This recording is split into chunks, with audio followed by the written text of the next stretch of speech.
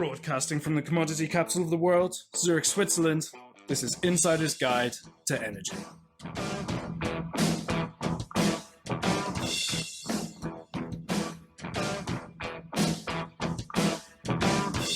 This edition to Insider's Guide to Energy is brought to you by Fidectis.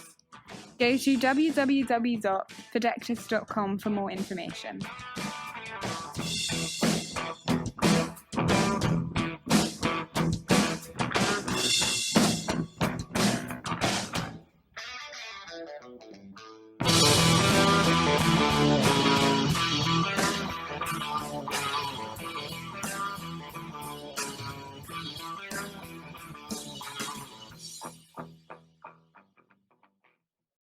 Welcome to the mini-series Next Generation Energy Leaders by the podcast Insider's Guide to Energy. My name is Luca. I'll be your host for today. And with me today is Chris Sass. Hi, Chris. Hey, Luca. How's it going? Yeah, it's going fantastic. I'm really excited to talk about this mini-series. Yeah, right. So what's the aim today? Today we're trying to introduce the new mini-series that we did, that I did together with three producers. We have here Manu, Josh, and Jill, and I will be talking to them shortly.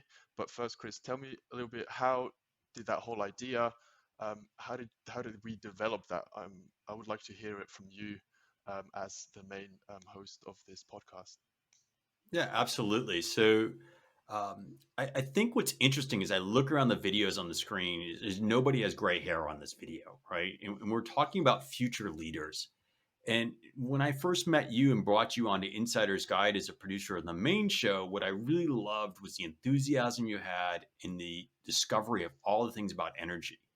And what happened along the way is we talked about 150 leaders in the industry, and two things came to bear. The first one was we were targeting mid to senior management in our podcast. That's who the demographic was we're building the podcast. But along the way, we picked up this whole student and early career following because of the education that we could get. And there was a disconnect because every single one of those leaders we talked to said, hey, we want to cultivate and have future talent. How do we attract the next generation of leaders in talent? And then we had all these people that just wanted to learn about the opportunities because they just didn't want to get pigeonholed into a job. So you and I talked about it and said, you know what?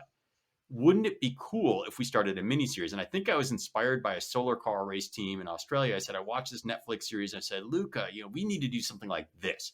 We need to tell people, if you're an energy student today, you can actually make a difference and do something pretty cool. It's not just you're studying and go work for some legacy company. You can actually change the world. And that's what started this idea for me. So we took that and we said, okay, let's start the mini series. And you said, hey, you know what? I'll go run with that. And I said, I don't want to be in it because I'm too old. I want it to be from peers and closer to the demographic for that demographic. So we'll sponsor that as Insider's Guide. And then what we did is we said, there's more we can do. So we started two other initiatives. We started the Future Leaders Program, which meant that we have a job board now. So if you go to Insider's Guide to Energy and you go to our website, there's a job board for internships and entry-level jobs. It's an aggregate place. So if you're following our content anyway, you can find jobs that you can go apply from right from our website. So that's pretty cool. And that gets updated all the time. So you got to come back and check back. We have a blog where there's more information, more educational material. We have mini series where we get educational material. And then the second thing we did is we wanted to build a live community and provide access. So not only are you going to hear about these jobs, but we wanted to give people a format to ask questions and get engaged. So we started a Discord channel, and our Discord server basically allows you to get there. And we do these live events where we'll bring CEOs, founders, and innovators from energy on board. And what we allow are students from anyone from undergraduate to postgraduate and anywhere in between to jump on and have an actual conversation with founders and CEOs and provide access to find out more about their career choice and what they want to do. So that's how this all came to be. And now I'm really excited because you built the dream team to build this mini series. I want to hear about this. Where do we go from here? And what did you guys do? Yeah, thanks, Chris. I was just to continue what you said. I can really relate to that, what you said. As a bachelor's degree student, for me, and I'm sure my friends here can all relate to that, it was really difficult to think of opportunities out there and what can you do after we finish, basically. And that is really the aim of this mini series, to show people, hey, you know, there's so many opportunities, and we can be part of this energy transition. Yeah, so that's basically But I what don't we think did. it's part of it. I think you can lead it. I think that's future leaders, right? So what I see is, we have a group of ETH folks on this call. Everybody's got amazing credentials, but if you just go work for a legacy company and don't do something with that degree, I think you're leaving it on the table. What I think is you can actually go out and not just idealistically. I hope this series shows that you can go do something that actually makes a difference, right? So that you're not just talking about it. You didn't just get a degree and say, hey, I want to be in renewable energy or energy transition. I think whether you're at the beginning, mid, or late career, you actually can make a difference. And that's what I was hoping to impart in this series. Now, I don't know if you did that. I haven't listened to all your episodes yet, but that's what I'm hoping comes across. Yeah. And so let's see. We'll be talking shortly with my friends about the episode. So let me just go through all of the producers we have here. I'm going to start off with Jill because that's my first co-host for the first episode that we're going to release. Hi, Jill. How are you? Hi, Luca. I'm doing really well. Thanks Uh, for having me here. no worries. So maybe let's just start off shortly by, can you tell me what you've been doing, what you studied or what you're still studying, and where your interests lie? Sure. So, initially, I did my bachelor's in environmental engineering, also at ETH, but then I changed a bit of directions, or I really wanted to go or wanted to have a focus in energy. So, I'm doing my master's now in energy science and technology. Currently, I'm doing my master thesis on elaborating a best framework to evaluate network tariffs. And I'm really looking forward to the next step I have to finish my master's and then go on about and work hopefully in a company. Cool, awesome. That sounds exciting. And your master thesis title sounds a bit complicated, but that's okay. So maybe we've recorded 2 episodes together. One was a company called Exnaton. Maybe let's just start off with that first. When you think back to that episode, what really stuck in your mind until today? So Echnaton is an ETH startup, and I think that what was the most inspiring to hear the story of Anselma, how she started this startup, how she founded it with her PhD colleagues, Yeah, and initially also, I think it's a really interesting topic they're working on, and yeah. it's What is it? something that's it's really current. So they're developing a software for energy communities. I think now more than ever, it's really important, especially with the whole situation going on in energy markets and people wanting to maybe have the possibility to be within an energy community and to trade their electricity or to buy it from neighbors and so on. So I think that was the most interesting, that it's really current topic and they're heading in a really good direction as a startup. Yeah, and what I also found very interesting was that startups don't get started off by just sitting on a kitchen table and being like, "Hey, let's do this," and then the next day you basically you just file for a new company. It's a process, and you develop it over time, and that for me was something she talked about, and that I found very, very fascinating. So the next one was Nexus E. Maybe just tell me a bit what Nexus E is, and why you thought what Marius, the project manager we talked to, why he was an inspiring and worthwhile person to talk to.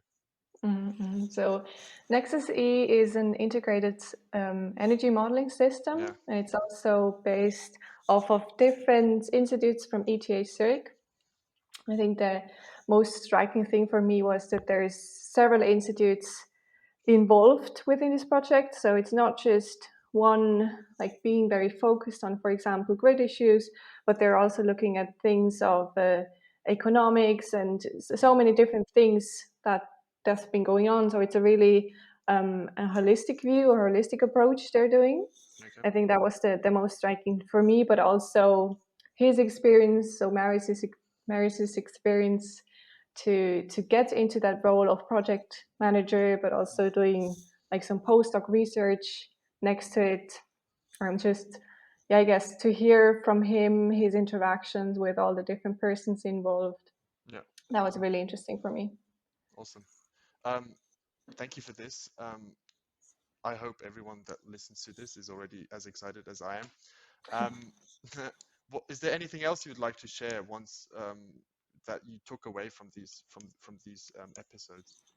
Yeah, actually, it was just a really great experience. I think coming from the masters, I've been always a bit in this university bubble, and as you said before, we don't really think about what comes after, or that's just something that's like way in the future and not really thinking about it too much. But now, especially being in the energy industry, that is so exciting and so much is going on.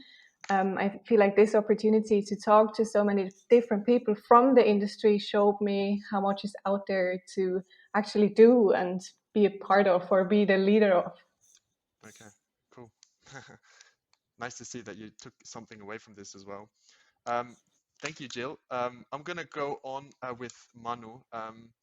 Manu, we talked with Pepi from Finland. Who exactly is Pepi, and why was the episode that we did really it was different? Yeah, like you said, it was a different episode. It was more from a policy-related viewpoint. Yeah. Because she's a policymaker in Finland. She did study energy sciences before, but then saw that she could make more of an impact if she went into politics. And she's part of the Green Party. And we came across this article that's really special because she's pro-nuclear power, which is very unheard of for the Green Party when you come to other countries. So we thought it was really interesting, and we approached her, and she was, she wanted to come on the podcast, and we did a really interesting episode. Yeah, right. I thought that was really fascinating as well. I know on this podcast we're not here for any political view, but it's just really interesting to see also the policy side of things, because that is a really big chunk of what the energy industry is part of, basically, or what makes up the energy industry. That whole exactly political framework. Yes. Yeah, and she talked about this unique situation that Finland is in, because they have the world's only long-term storage facility for nuclear waste. So this was very interesting to hear about. Yeah. And in general, we talked about nuclear in Europe, and it was cool. a really great experience. Yeah, she was actually, I'm kind of teasing a bit, but she was actually in that long-term storage facility. That was really fascinating to hear about. What did you, Manu, what's basically, I know this is kind of like a cliche question, but what drove you, or what made you want to be part of this, and what did you get out of this whole experience of being a producer and co-host? I mean, through you, I knew about the podcast, and you know that I'm very interested in energy and the energy transition in general. Yeah. I mean, also through my work, I work for the Federal Laboratories of Material Science, which is a Swiss research institute. And we're working on resource efficiency. A big topic are lithium batteries at the moment, which we're looking more at ways to recycle them, but also there, I mean, resources, without enough resources, it can really hinder the energy transition. Yeah. Cool. Yeah, exactly. I mean, recycling will be a huge challenge of the future, especially for EVs. So you're working in a very exciting field now. I'm coming up to the last but not least co-host. Hi, Josh. How are you today? Hi, Luca. It's a pleasure to be here. Josh, we talked to a company, or someone from a company that we've actually hosted, or Chris and Johan have hosted them before on the main podcast. Maybe who is it, and who did we talk to? Yes, exactly. It was Lukas Geisbühler, and he's the I think he was head He's of head of yeah. thermal systems, I think. Yeah. And he started in the company already 4 or 5 years ago, so from the beginning when they were still a startup. Mm. And now they are at a completely different setting. They are going to the market and having new problems to tackle and to solve. Yeah.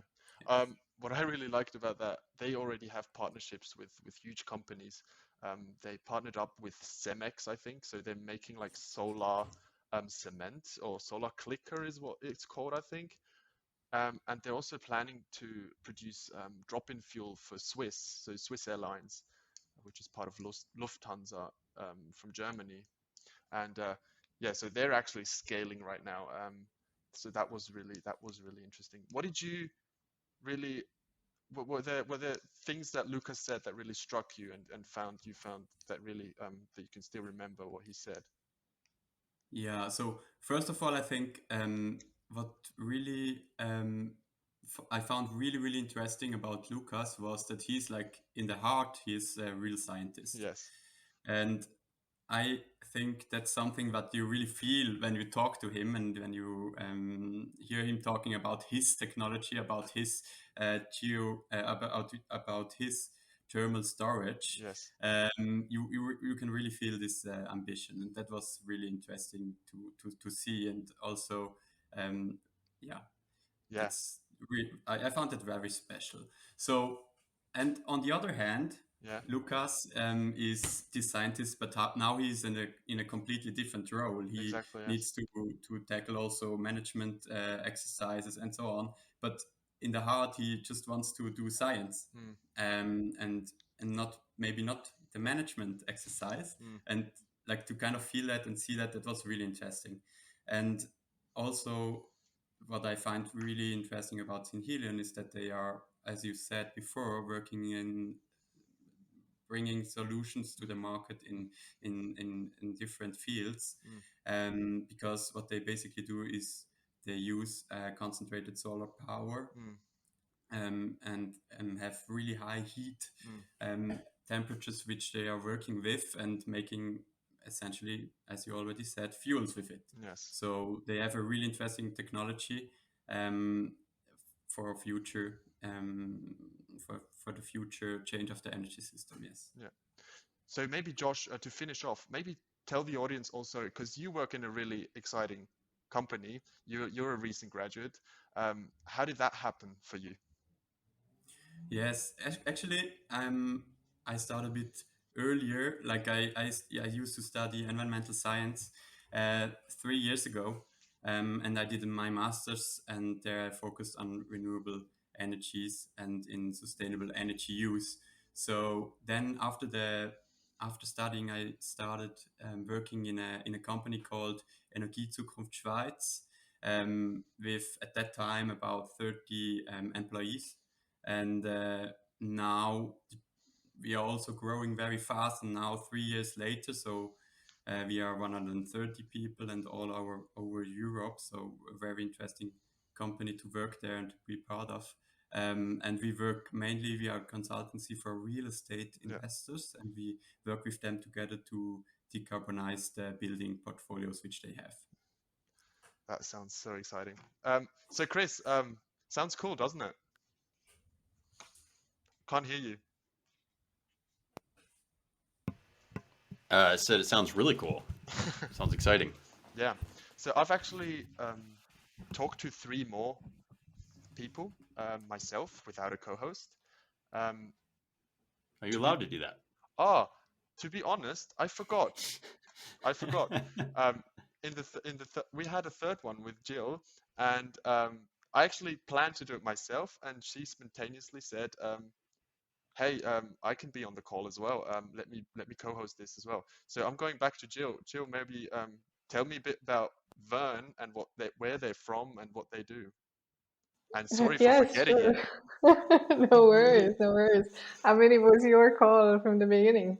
But yes, it was a really exciting episode as well with Vern. Yeah. They're doing hydrogen in transportation, so doing a lot of hydrogen for, I think, bigger trucks as well. Yes.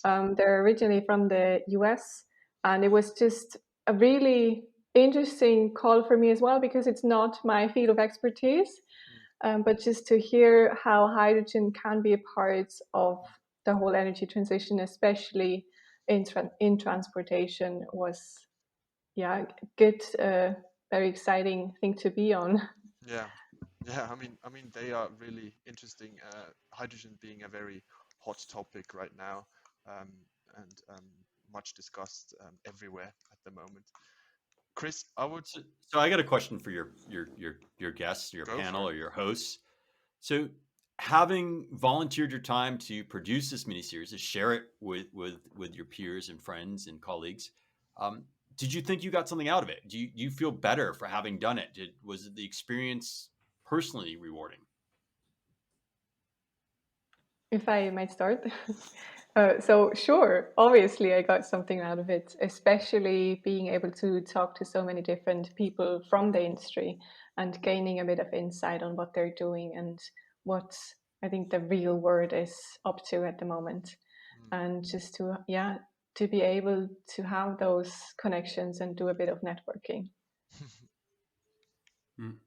I found I think so as well, and I also found really interesting to see again that the energy field is just there's so many different things which are going on at the moment, and we are living at the exactly right time to also have an impact there, and that's something what I also took out of this series and of this opportunity to make a podcast and to have also time to dig a bit in some problems Yes. which we have. Yeah, I don't know what I can add. I also think it was really a good experience, and it certainly helps when you're super interested in the topic in general. So I'm glad I participated. I mean, Well, I use this to Luca. You know, you've been involved now, I don't know, 9 months or some period of time. You've been around. It seems like forever in a good way. Um, you know, we build the content from folks like you guys volunteering, right? And we bring it out to the audience. But I think there's an opportunity to be more than just an audience member. If you're a student, if you're looking to graduate or you're early in your career and you want to build the network and really do it, you get what you put into these things is my take. So the fact that you guys did it, thank you so much. But I also think selfishly, I think all of you leave with more to it. And I turn that back to you, Luca.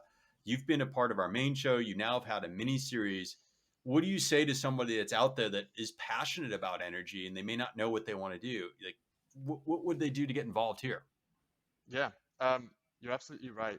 When you're a recent graduate, you might get the idea of I'm just this small little piece in the ocean, a small drop in the ocean, basically, and I'm never going to have any impact. And I think I'm telling them the difference. We've talked to these people and see that these recent graduates, they are leading companies. They are managing whole projects at an early age, and they're actually the next generation energy leaders. So what I would tell them is um, follow Insider's Guide to Energy, for example, for these mini series, for the job board that we have, but also the Discord channel that we've opened up. So there's so many opportunities out there. Believe in yourself, even though you think you've just graduated and you know nothing, you can make a difference and you can be a leader. So the one cool thing from each of you that you took away from doing the miniseries, what is the coolest thing you didn't know before each of you did this miniseries? What would that be? I can start. It is a very specific thing. When we talked to Exnaton, we talked about demand side management, and so I get excited about technological things. So what I really liked was she talked about these APIs and how you can control appliances in your household via cloud through these APIs. And I didn't know about that, and I found that absolutely fascinating. So that was awesome.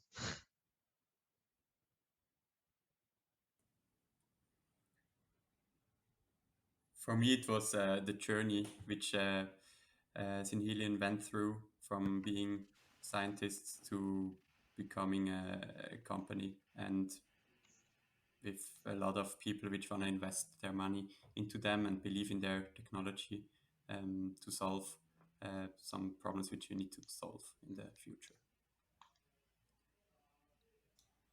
For me was when talking to Pepi, who's not like in the same age as we are, and she's doing so many things, and she's also a city councillor and really trying to push her city to carbon neutral, and has a lot of areas where she can really make a difference. Yeah, I think for me, something a bit less specific, more in general, something I not probably, what I have known before, that I'm just really interested in the energy topic, but it just gives me another feeling of being able to talk to people who are as passionate as I am.